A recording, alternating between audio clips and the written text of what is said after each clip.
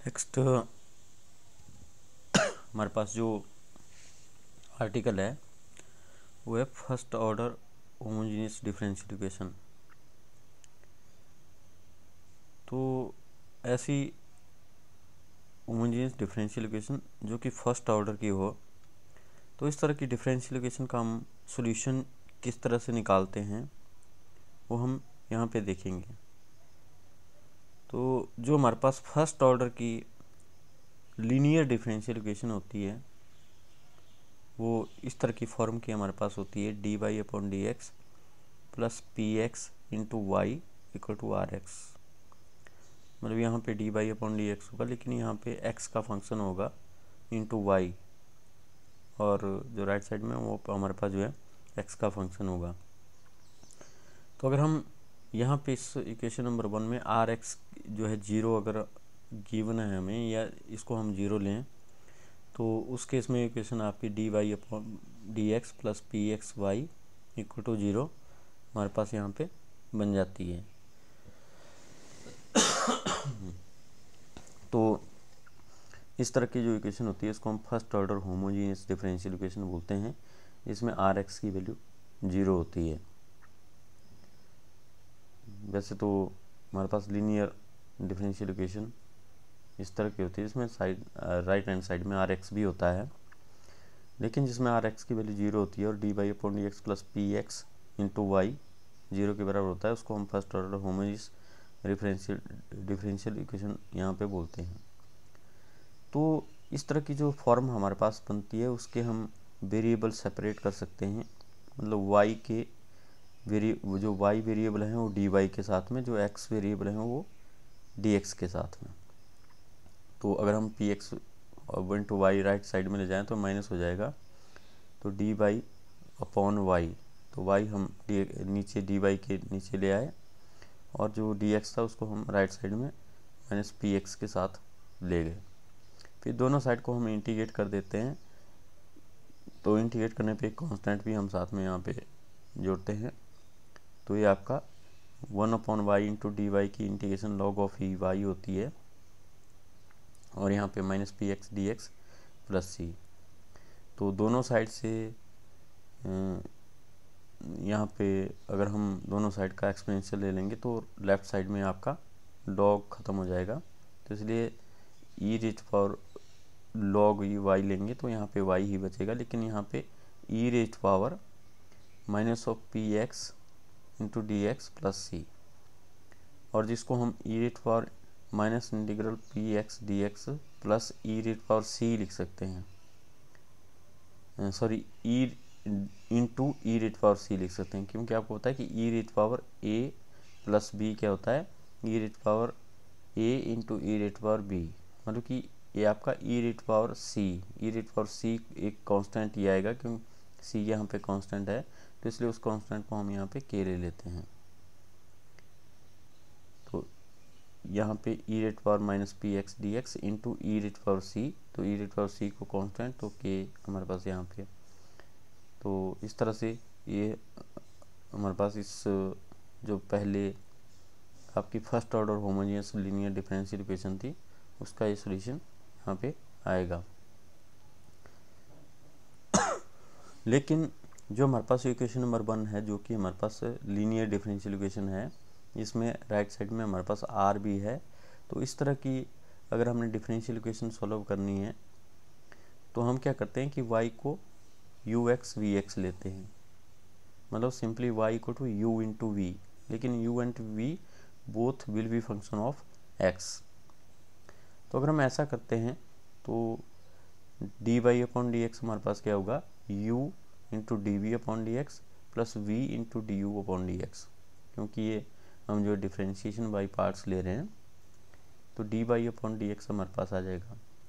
तो इस D Y upon D X की वैल्यू हम इक्वेशन नंबर 1 में पुट करते हैं, जो कि हमारे पास यहाँ पे D Y upon D x plus P x into Y equal to are x है।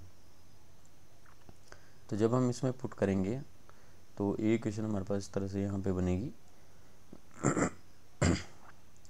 तो यहाँ पे पी एक्स इंटू वाई था, इसलिए हमने यहाँ पे u इंटू वी लिया, क्योंकि y हम यहाँ पे u इंटू वी ले रहे हैं, और यहाँ पे D Y upon D x हमारे पास u into D we upon D x plus V into D you upon D X, right side में आर एक्स हमारे पास आएगा। तो यहाँ पे अगर हम v वाले इकट्ठे कर लें तो जो पी एक्स है उसमें भी v है और यहाँ पे v into D you upon, तो हमारे पास v into D you upon D x plus P x into u और plus u into D we upon D x हमारे पास यहाँ पे एज इट इज बच जाएगा, it will be equal to are x. और अगर ये जो ब्रैकेट वाली टर्म है, इस ब्रैकेट वाली टर्म को हम जीरो ले लेते हैं, तो जीरो लेने पे ये जो हमारे पास इक्वेशन नंबर 5 है, ये हमारे पास क्या बनेगी, u into D we upon D x equal to are x.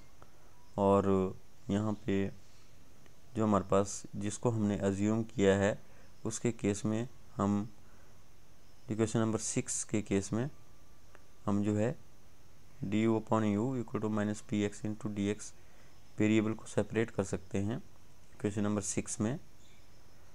लेकिन इक्वेशन नंबर 5 हमारे पास सिर्फ U D we upon D x equal to are X यहाँ पे रह जाएगी। फिर जो यहाँ पे इक्वेशन नंबर 6 हमारे पास आई वेरिएबल सेपरेट करने पे, इसकी दोनों साइड को हम इंटीग्रेट करते हैं और एक्सपोनेंशियल दोनों साइड का लेते हैं, तो u की वैल्यू हमारे पास यहाँ पे आ जाएगी। तो ये u की वैल्यू हमारे पास आ गई। और जो हमारे पास इक्वेशन नंबर 7 है उसमें से हम dv की वैल्यू निकाल देते हैं। तो यहाँ पे हम देखते हैं कि u into D we upon D x equal to are x है, तो dv इसमें R x D x into D x upon U हमारे पास यहाँ पे आ जाएगी। तो जिसको कि हम R x D X divided by U लिख सकते हैं, लेकिन u की वैल्यू अभी हमने फाइंड आउट की c e raised power minus integral of P x D x. तो ये हमारे पास क्या बनेगा 1/c R x D x into E rate power P integral of P. इसको हम ऊपर ले, आपको पता है कि पावर अगर बटे में है और नेगेटिव है तो ऊपर जाके वो पावर पॉजिटिव हो जाती है, तो इसलिए 1/c E rate power P x into D x into R x D x. तो दोनों साइड को अगर हम इंटीग्रेट करते हैं तो यहाँ पे v की वैल्यू हमारे पास ये आ जाएगी 1/c E rate power integral of P x D x into R X into D x plus K. तो इक्वेशन नंबर 9 जो है, यहाँ पे v को फाइंड आउट करने के लिए हमने दोनों साइड को इंटीग्रेट किया, तो साथ में एक कांस्टेंट भी आएगा। तो यहाँ पे k एक कांस्टेंट है, तो इसलिए जो हमारे पास सॉल्यूशन आया वो हमारे पास क्या था, y equal to U into V. तो यहाँ पे हमने y equal to U X into V X लिया था, तो इसलिए ये हमारे पास जो सोल्यूशन आएगा, अगर हम u और v की वैल्यू पुट करेंगे तो u की वैल्यू हमने इक्वेशन नंबर 8 में निकाली है और v की वैल्यू हमने इक्वेशन नंबर 10 में निकाली है। तो दोनों वैल्यू अगर हम पुट करते हैं तो हमारे पास y की वैल्यू आ जाएगी, तो y will be equal to c into E rate power minus P x into D x into 1/c E rate power P x D x plus R into R x D x plus K. और अगर हम bracket को open कर देते हैं तो पहली term में हमारे पास c से c खत्म हो जाएगा, लेकिन k की इसके साथ में मल्टीप्लिकेशन k इंटू सी, दो कांस्टेंट की मल्टीप्लिकेशन भी एक कांस्टेंट होगा, इसलिए यहाँ पे a आएगा। तो इसलिए यहाँ पे e rate power minus P x D x, मतलब इसका k के साथ मल्टीप्लिकेशन वो हमने यहाँ पे लिखी हुई है, और इसके साथ c से c कैंसिल हो जाएगा। तो यहाँ पे e rate power minus integral of P x D x into E rate power P x D x r x d s. तो ये हमारे पास जो है सोल्यूशन आया।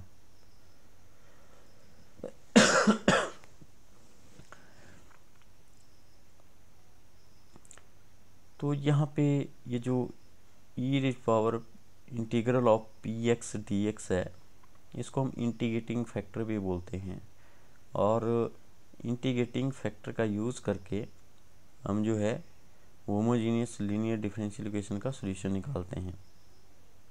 वो किस तरह से निकालते हैं, मतलब हमें ये याद रखना पड़ेगा कि इंटीग्रेटिंग फैक्टर की value E rate power integral of P x into D x होती है। लेकिन वो किस तरह से हम निकालते हैं, यहाँ पे हम देख सकते हैं लेफ़्ट साइड में ये बताया हुआ है कि मेथड किस तरह से आपने लगाना है, और राइट साइड में उसका एग्जाम्पल है। तो हम क्या करेंगे, जो हमारे पास लीनियर होमोजेनियस डिफरेंशियल इक्वेशन होगी उसको लिखेंगे। तो D Y upon D x plus P x into Y equal to Q x हमारे पास होती है। फिर हम इंटीग्रेटिंग फैक्टर निकालेंगे। तो इंटीग्रेटिंग फैक्टर निकालने का फॉर्मूला अभी हमने किया, e raise power integral of P x into D x integrating factor का फॉर्मूला होता है। तो इस इंटीग्रेटिंग फैक्टर को निकालने के बाद हम क्या करेंगे, जो यहाँ पे आपको इक्वेशन गिवन है इसकी दोनों साइड को हम इंटीग्रेटिंग फैक्टर से मल्टीप्लाई कर देंगे। तो ऐसा करने से जो लेफ्ट हैंड साइड है वो हमारे पास एक कंप्लीट डिफरेंशियल बन जाएगा। तो कंप्लीट डिफरेंशियल को हम निकालेंगे तो वो हमारे पास आ जाएगा D upon D x of something equal to I integrating factor into Q X. फिर दोनों साइड को हम इंटीग्रेट कर देंगे। आपको पता है कि इंटीग्रेशन के साइन से डी अपॉन डी एक्स आपका कैंसिल हो जाता है। तो यहाँ पे समथिंग इंटू वाई हमारे पास बचेगा, तो वो हमारे पास जो सोल्यूशन आ जाएगा। तो यहाँ एग्जाम्पल में हम देख रहे हैं, हमने डिफरेंशियल इक्वेशन ली d Y upon D x p x into y. तो पी एक्स यहाँ पे 3 है into Y equal to are x. तो यहाँ पे आर एक्स या क्यू एक्स हमारे पास जो एक्स है। तो इंटीग्रेटिंग फैक्टर हमारे पास क्या होता है, e raise power P x into D x. लेकिन पी एक्स यहाँ पे 3 है तो 3 इंटू डी एक्स हमारे पास आएगा, और 3 इंटू डी एक्स की इंटीग्रेशन 3x हमारे पास होगी। तो इसलिए ई रेज पावर 3x जो है इंटीग्रेटिंग फैक्टर आएगा। तो इस ई रेज पावर 3x से इस इक्वेशन की दोनों साइड को हम मल्टीप्लाई कर देंगे। E raise power 3x d Y upon D x equal to e raise power 3x 3y equal to e raise power 3x। तो यहाँ पे ये जो दोनों साइडें आई, it is d upon D x of e raise power 3x into Y.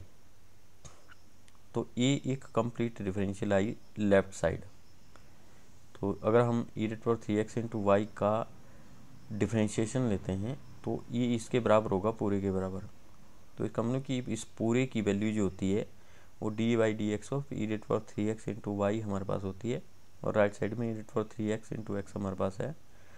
अब दोनों साइड की हम इंटीग्रेशन लेंगे तो यहाँ लेफ्ट साइड में इंटीग्रल और d upon D x cancel ख़त्म हो जाएगा। यहाँ पे e raise power 3x into y बचेगा, और राइट साइड में integral of e raise power 3x into x into D x हमारे पास होगा।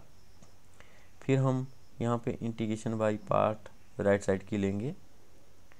तो e raise power 3x into Y equal to x into e raise power 3x by 3 minus E raise power 3x by 9 plus c।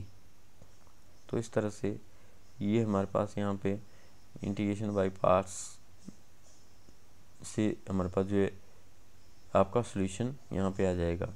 इस ई raise power 3x को अगर आप बटे में उतारेंगे तो यहाँ पे ई रेज पावर 3x से ई रेज पावर 3x ख़त्म हो जाएगा, x बाई 3 बचेगा, यहाँ पे भी ख़त्म हो जाएगा -1/9, लेकिन यहाँ पे c बटा ई रेज पावर 3x हमारे पास बचेगा। तो ये इंटीग्रेटिंग फैक्टर से किसी लीनियर होमोजेनियस डिफरेंशियल इक्वेशन को हम जो है इस तरह से सॉल्व करते हैं।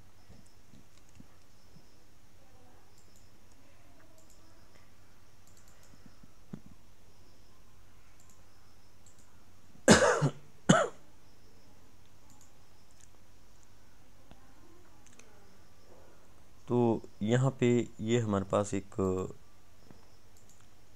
प्रॉब्लम दी हुई है। ये हमारे पास जो गिवन डिफरेंशियल इक्वेशन है x into D Y upon D x equal to 2y plus X raised of 4 plus X square plus X, जो कि आपका क्वेश्चन एचपीयू में आया हुआ है। तो अगर हम इस इक्वेशन को देखें तो हम सोच सकते हैं कि ये होमोजेनियस लीनियर डिफरेंशियल इक्वेशन आपकी उस फॉर्म में बन सकती है, क्योंकि यहाँ पे 2y है और यहाँ पे x वाले टर्म्स है, तो यहाँ पे भी x वाली है। मतलब अगर हम इसको इधर ले आएँ D Y upon D X के साथ में और x वाली टर्म राइट साइड में कर दें, तो ये हमारे पास d Y upon D x plus P x into Y equal to are x की फॉर्म में बन सकती है। मतलब कि होमोजीनियस लीनियर डिफरेंशियल इक्वेशन के बराबर हमारे पास ये इक्वेशन बन सकती है। तो इसको हम रीअरेंज करें तो रीअरेंज करने पे हमारे पास ये D Y upon D x equal to -2y upon X equal to x³ plus 4x plus 1 हमारे पास बन जाएगी। तो यहाँ पे अगर हम इसको कंपेयर करें, जो हमारे पास d y upon D x है, पी एक्स वाई है इक्वल टू आर एक्स है, तो इसी फॉर्म में है। यहाँ पे आर एक्स की वैल्यू है राइट साइड वाली है x cube plus 4x plus 1, और पी एक्स की वैल्यू यहाँ पे -2 अपॉन एक्स है, -2 अपॉन एक्स है। तो इसलिए जो इंटीग्रेटिंग फैक्टर है उसको आप यहाँ पे निकाल सकते हैं। इंटीग्रेटिंग फैक्टर क्या होता है, e rate power integral of P x into D x. तो ये हमारे पास e rate power minus integral of 2/x into D x. तो ये हमारे पास आएगा integral of -2 into integral of d x upon x, जो कि हमारे पास लॉग ऑफ ई एक्स होता है। तो यहाँ पे ये जो -2 है इसको आप x की पावर में ले जा सकते हैं। तो ये आपका ई रेट पावर लॉग ऑफ ई, और ई एक्स रेट पावर -2 मतलब कि 1 अपॉन एक्स स्क्वायर इसको लिख सकते हैं। अब ई और लॉग आपस में कैंसिल हो जाते हैं, तो यहाँ पे 1 अपॉन एक्स स्क्वायर ही बचेगा। तो इसलिए इंटीग्रेटिंग फैक्टर यहाँ पे 1 अपॉन एक्स स्क्वायर आएगा। अब जो गिवन इक्वेशन है यहाँ पे आपको इक्वेशन नंबर 1, इसकी दोनों साइड को हमने इंटीग्रेटिंग फैक्टर से मल्टीप्लाई करना है 1 अपॉन एक्स स्क्वायर से।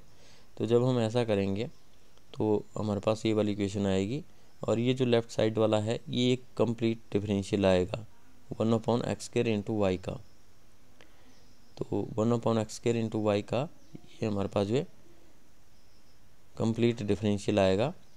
या हम दूसरे वे में ये भी बोल सकते हैं, जो हमने पीछे न्यूमेरिकल में किया है, कि ये जो लेफ़्ट साइड बनती है ये आपका इंटीग्रेटिंग फैक्टर इंटू वाई के बराबर बनती है। तो ये हमारे पास 1 upon X square integrating factor है इंटू वाई हमारे पास बनेगी, और राइट साइड में हमारे पास ये वाली टर्म है। फिर दोनों साइड को हम इंटीग्रेट करेंगे, इंटीग्रल से डिफरेंशियल खत्म हो जाएगा, और हमारे पास जो है इसका सॉल्यूशन यहाँ पे आ जाएगा रीअरेंज करने पे। और इसी तरह से ये भी हमारे पास एक लीनियर फर्स्ट ऑर्डर जो लीनियर डिफरेंशियल इक्वेशन है यहाँ पे दी हुई है। तो इसको भी हम उसी फॉर्म में अरेंज कर सकते हैं, D Y upon D x plus P x into Y equal to are x. तो जब हम उस फॉर्म में इसको अरेंज करेंगे ये आ जाएगी। इंटीग्रेटिंग फैक्टर आप निकाल सकते हैं e rate power P x 1 upon x into D x. तो ये हमारे पास e rate power log of e x आएगा, तो ये इंटीग्रेटिंग फैक्टर एक्स आएगा। फिर दोनों साइड को हम एक्स से मल्टीप्लाई कर देंगे इस इक्वेशन की, तो ये X into D Y upon D x plus Y equal to sine of X हमारे पास आएगा। और इसका जो कंप्लीट डिफरेंशियल होगा वो हमारे पास एक्स वाई होगा, मतलब कि इंटीग्रेटिंग फैक्टर इंटू वाई के बराबर होगा। तो इंटीग्रेटिंग फैक्टर इंटू वाई हमारे पास आ गया equal to sine of x. तो ये हमारे पास x Y equal to minus cos of x plus c बनेगा।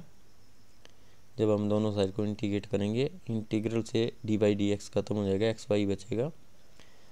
तो इस तरह से हमारे पास ये इसका सॉल्यूशन यहाँ पे आ जाएगा।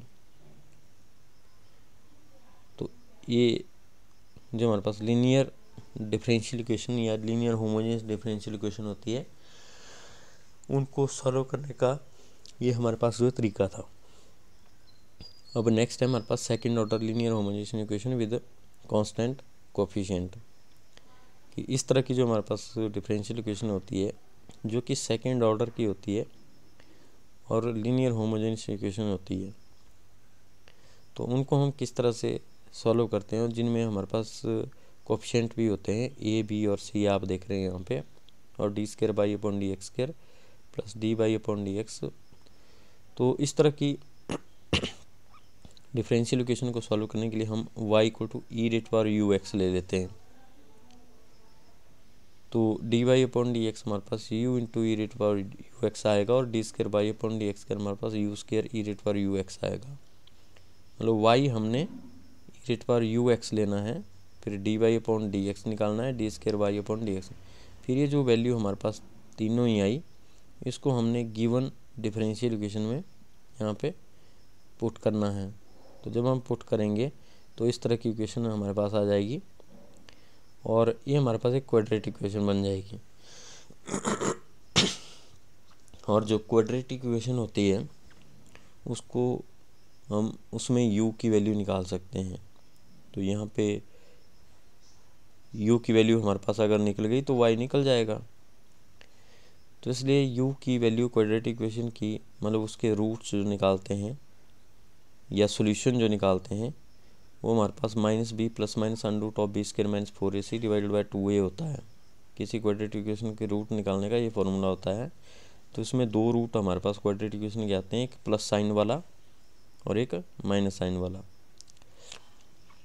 और हमने पहले पढ़ा हुआ है कि रूट्स आपके रियल और डिफरेंट होते हैं अगर डिस्क्रिमिनेंट जो है पॉजिटिव हो, और रूट्स हमारे पास रियल एंड इक्वल होते हैं अगर डिस्क्रिमिनेंट 0 हो, और रूट्स हमारे पास कम्प्लेक्स होते हैं या इमेजिनरी होते हैं अगर b² - 4ac < 0 हो। तो roots are real and distinct. अगर हम पहला केस लें तो पहला केस लेने पे हमारे पास जो u है वो हम u1 और u2 मान लो ले लेते हैं, क्योंकि दो रूट होंगे।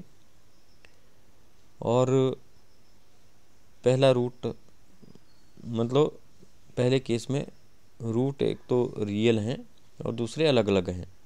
तो हम क्या मान लेते हैं कि u अगर सॉल्यूशन है तो पहला सॉल्यूशन u1 है और दूसरा सॉल्यूशन u2 है जो कि अलग अलग है। तो इसलिए y1 हमारे पास क्या आएगा, e⁻u1x प्लस y2 आएगा y1 आएगा e⁻u1x और y2 आएगा e⁻u2x, क्योंकि y की वैल्यू थी e⁻ux, यहाँ पे हमने ली थी y हमने लिया था e⁻ux। अगर पहला रूट u1 है तो y1 आएगा, अगर पहला रूट u2 अगर रूट u2 है तो यहाँ पे y2 आएगा। तो इस तरह से दो सॉल्यूशन इस डिफरेंशियल इक्वेशन के हमारे पास यहाँ पे आएंगे। और अगर हमने एक जनरल सॉल्यूशन निकालना है तो हम क्या करते हैं, दोनों सॉल्यूशन का लीनियर कॉम्बिनेशन ले लेते हैं। तो इसलिए जो जनरल सॉल्यूशन होगा that will be linear combination of both solution. तो पहला सॉल्यूशन है e⁻u1x, तो यहाँ पे आएगा c1 e⁻u1x plus c2 e⁻u2x। तो यहाँ पे c1 और c2 हमारे पास दो कांस्टेंट है, तो इसको हम linear combination of two solution बोलते हैं, जिसमें हम दो कोफिशिएंट लेते हैं। तो इसलिए जो जनरल सॉल्यूशन आएगा that will be linear combination of both of the solutions. अगर रूट हमारे पास जो डिफरेंट है तो दो सॉल्यूशन आएंगे, फिर दोनों सॉल्यूशन का हम लीनियर कॉम्बिनेशन लेंगे तो वो भी गिवन डिफरेंशियल इक्वेशन का सॉल्यूशन होगा। अब इसका दूसरा केस है कि अगर डिस्क्रिमिनेंट 0 होता है तो उस केस में हमारे पास जो u की वैल्यू होती है वो -b/2a के बराबर होती है।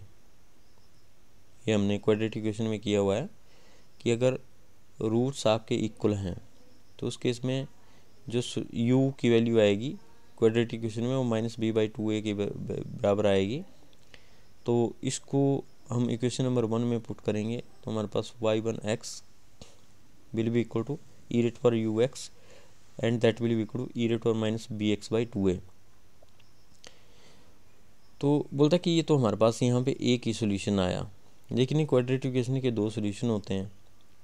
तो बोलता है कि the second solution is determined as follows. तो बोलता है कि अगर u सोल्यूशन था और u ही रिपीटेड सोल्यूशन है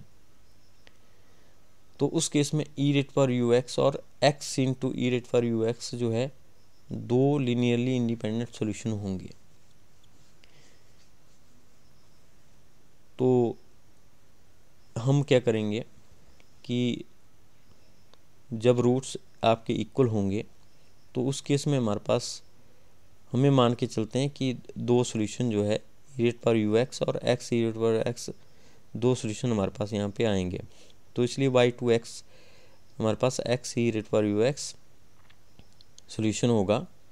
और अगर ये सॉल्यूशन है तो इसका जो फर्स्ट ऑर्डर डेरिवेटिव और सेकंड ऑर्डर डेरिवेटिव अगर हम निकालते हैं और इक्वेशन नंबर 1 में पुट करते हैं तो हम यहाँ पे अभी मान रहे हैं, हम ऐसा नहीं बोल रहे कि e⁻ux चलो इसका सॉल्यूशन है, लेकिन मान लो x e⁻ux भी इस जो डिफरेंशियल इक्वेशन है उसका सॉल्यूशन है। तो ये सॉल्यूशन उस डिफरेंशियल इक्वेशन को सेटिस्फाई करेगा। तो इसलिए हम इसकी वैल्यू डिफरेंशियल इक्वेशन में डालेंगे, मतलब हम y2 भी निकालेंगे, dy/2/dx भी निकालेंगे और d²y2/dx, और उसको हम गिवन डिफरेंशियल इक्वेशन में पुट करेंगे। तो जब हम पुट करेंगे इक्वेशन नंबर 1 में जो आपकी ये वाली y यहाँ पे पहले वाली इक्वेशन है, इसमें d²y/dx² प्लस dy/dx और y की वैल्यू पुट करेंगे। तो इस तरह से हमारे पास ये वैल्यू आपकी आएगी। तो ये है यहाँ पे d²y2/dx², ये वाली टर्म, और ये हमारे पास dy/2/dx है और साथ में ये y है। इसमें सभी में e⁻ux हमारे पास कॉमन है, वो बाहर ले लिया, लेकिन e⁻ux 0 नहीं हो सकता, इसलिए हम क्या बोलेंगे, अंदर वाली टर्म आपके पास जो है 0 होनी चाहिए। तो अगर हम इस तरह से यहाँ पे करते हैं तो जो 2uab प्लस b है that will be equal to -2 into b/2a into a plus b will be equal to 0। So e⁻ux आपका 0 नहीं हो सकता, तो इसका मतलब है कि ये जो टर्म है ये हमारे पास जो 0 होगी, क्योंकि ये तो हमारे पास 0 ऑलरेडी है। जो ब्रैकेट वाली टर्म है ये हमारे पास 0 के बराबर है। अगर आप इसमें सॉल्यूशन में देखो